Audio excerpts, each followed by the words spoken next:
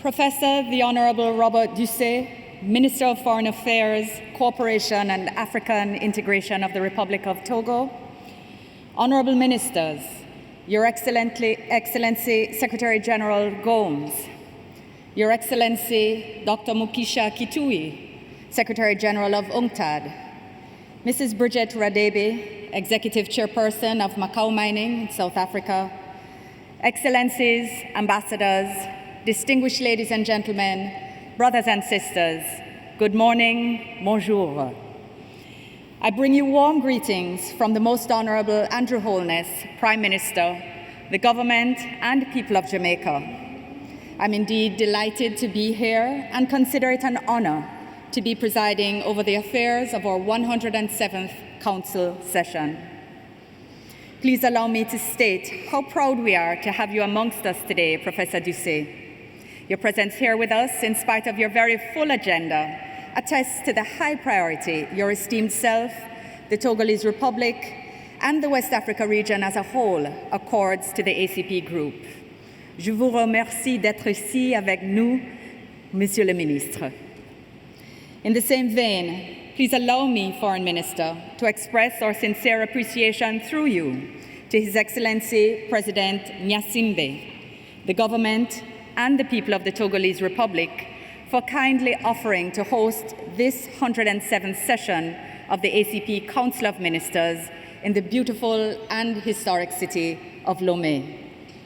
Lomé is, of course, deeply steeped in the history of the ACP Group, as well as our relations with our European partners, being the venue for the signing ceremony of the very first accord between ACP countries and the then European Economic Community.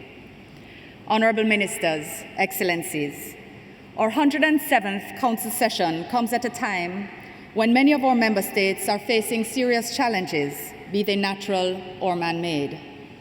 The pressing security challenges in several of our member states in Africa, the vexed question of migration, as well as the devastating effects of climate change in the Caribbean and Pacific, pose serious threats to the achievement of the growth and development goals we have set ourselves, as well as those to which we have subscribed globally.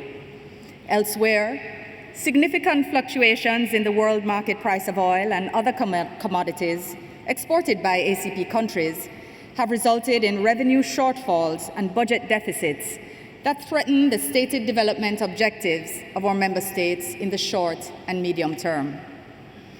We also have within our territories large youth populations, a daunting reminder of the need to employ them so as to maximize their contribution to our societies, as well as to address the urgent need to fight the scourges of radicalization and terrorism in all their manifestations. Honorable Ministers, Excellencies, notwithstanding these indisputable challenges, we all have good reason for hope and optimism. On the political front, many of our countries have successfully held elections recently at the presidential, legislative, and local government levels, effecting stable democratic transfers of power. On the economic front, many of our countries are actively implementing reforms, giving rise to green shoots of growth for some, and economies in full bloom for others. Furthermore, those same vulnerable young people I just spoke about in need of employment are also a great resource, a body of future entrepreneurs, a great potential source of creative energy and innovation, only waiting to be harnessed by visionary leaders. Honorable Ministers, Excellencies, the convening of the 107th ACP Council session at this juncture can only be described as critical, coming as it does at a time when our group is poised to take major decisions regarding its future, specifically in relation to a successor agreement to the current Cotonou Partnership Agreement with the European Union. Reflections on the future of this important relationship have been underway since the 7th summit of our heads of state and government in Sipopo, Equatorial Guinea, in December 2012. Since last year, however, our Committee of Ambassadors, with the technical support of our Secretariat, has been seized with the finalization of preparatory activities for the start of negotiations with the EU for a post-Cotonou agreement.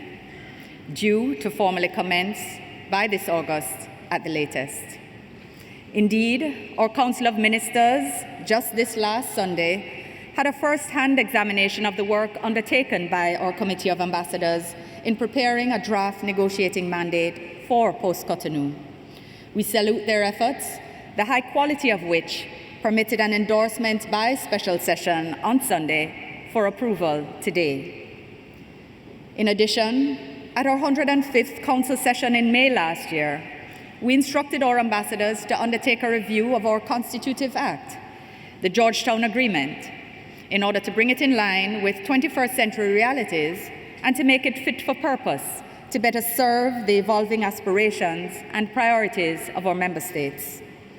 Of particular importance is the need to reinforce cooperation amongst ourselves as ACP member states, diversifying our partnerships in addition to the European Union, opening possibilities for new like-minded members, enhancing our financial self-reliance, and making our institutions leaner and more efficient. I'm reliably informed that we will be receiving a status update from our ambassadors on this important assignment. Finally, our 107th Council session will receive reports from the Ministerial Consultations on Commodities, as well as the Ministerial Committee on Development Finance Cooperation, among others. Honourable Ministers, Excellencies, in concluding, please allow me to thank the Chair of the Committee of Ambassadors, my own compatriot, Her Excellency Mrs. Sheila Sealy-Monteith, as well as each and every member of the Committee of Ambassadors as a whole, for the hard work undertaken to implement the decisions we made during our previous sessions. Our appreciation also extends to the staff members of the Secretariat, led by Secretary General Gomes, who continue to provide the technical support that is indispensable for the Committee of Ambassadors to implement our decisions. I'm reliably informed that once again they have worked tirelessly to prepare for our Council meeting. We truly appreciate their efforts. Honourable Ministers, Excellencies, as you can see, we have a full agenda ahead of us. So I will wrap up with a quote I wish to share. The vision must be followed by the venture. It is not enough to stare at the steps. We must step up the steps. And if I may add, the time to step up the stairs is now. Excellencies, I thank you.